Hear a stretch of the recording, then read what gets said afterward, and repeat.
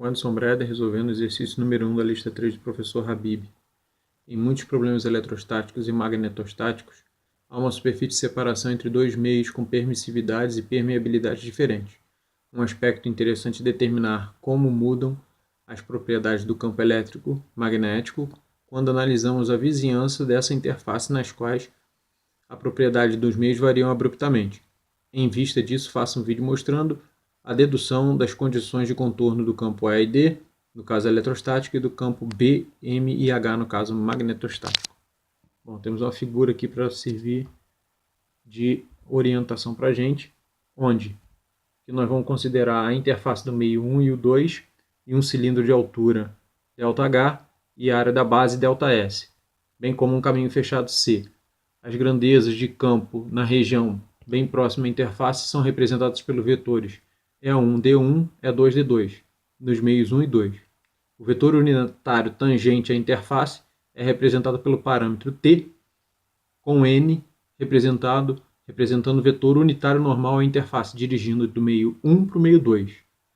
Bom, vamos ter que aplicar primeiramente aqui a lei de Gauss, onde que nós temos uma integral d ds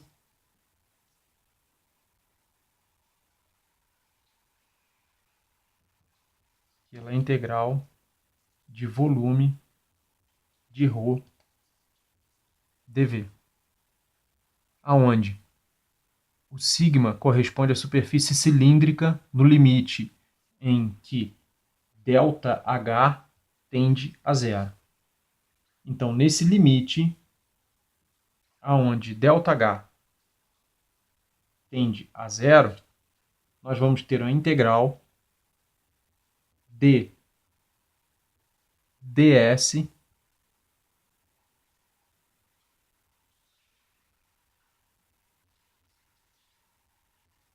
em d2 n menos d1 n ΔS, onde esse ΔS vai me dar o limite onde H tende a zero, e aí nós vamos ter que ρ vezes ΔH. O primeiro membro dessa última relação utiliza o fato da contribuição da superfície lateral para o fluxo total tender a zero, no limite de ΔH tendendo a zero. No segundo membro, admitindo a existência de uma densidade superficial de carga PS. Então, o limite aonde ΔH tende a zero, eu vou ter que ρ vezes ΔH vai ser igual a ρS. O resultado na condição de contorno para o vetor densidade de fluxo elétrico, nós vamos ter que D2 menos D1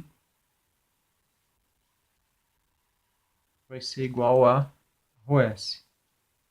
A equação indica que a componente normal do vetor densidade do fluxo elétrico é descontínua se existe densidade superficial de carga na interface de separação dos meios.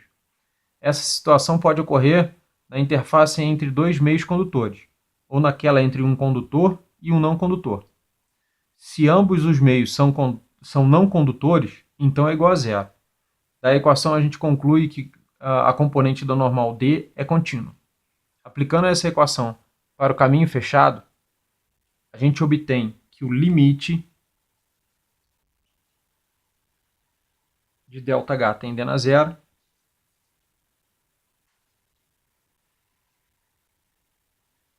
vai ser que E vezes dl vai ser igual a E1 vezes T ΔL menos E2 vezes T, perdão, que é ΔL.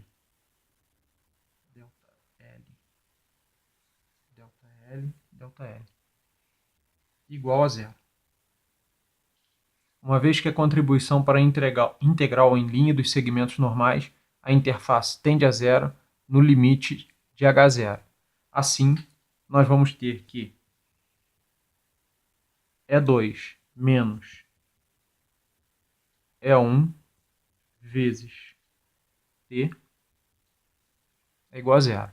Essa última relação indica que a componente tangencial do vetor campo elétrico, o T, é contínua na interface entre os dois meios quaisquer.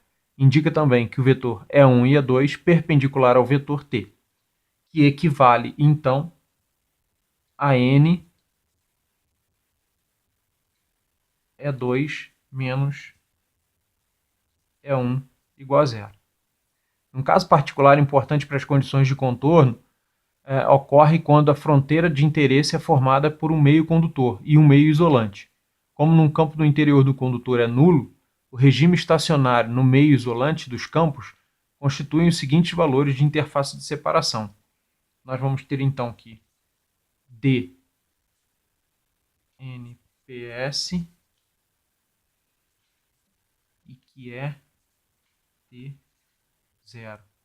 O meio isolante for linear, então nós vamos ter que N vai ser igual a ρS dividido por epsilon.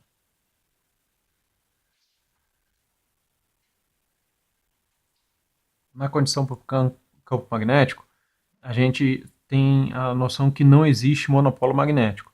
Então, a gente vai ter uma integral dupla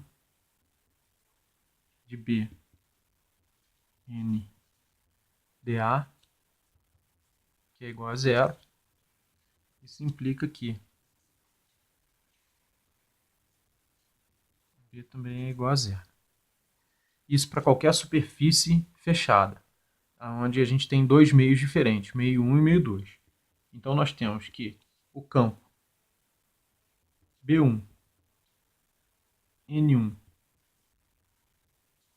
dA menos B2, N2, dA é igual a zero. Se essa condição satisfaz, nós temos que B1N é igual a B2N.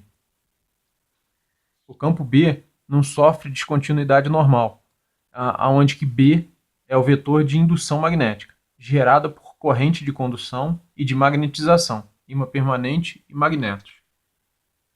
Campo magnético H.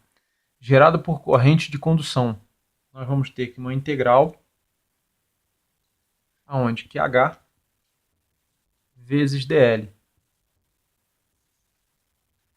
vai me gerar uma corrente I.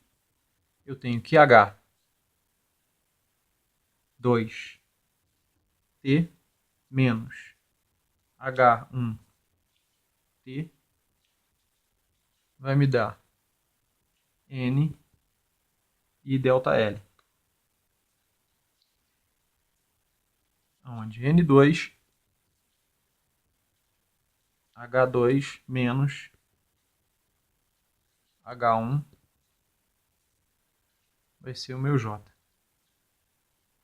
J é uma corrente laminar, isso é, corrente por unidade de comprimento, na direção perpendicular ao campo H. O campo de magnetização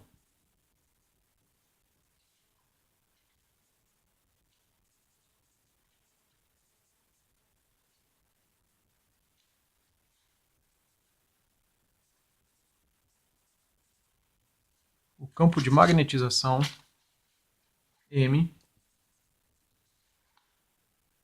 é a densidade linear de corrente de magnetização, onde que nós vamos ter Km vai ser igual a M, que multiplica o vetor normal.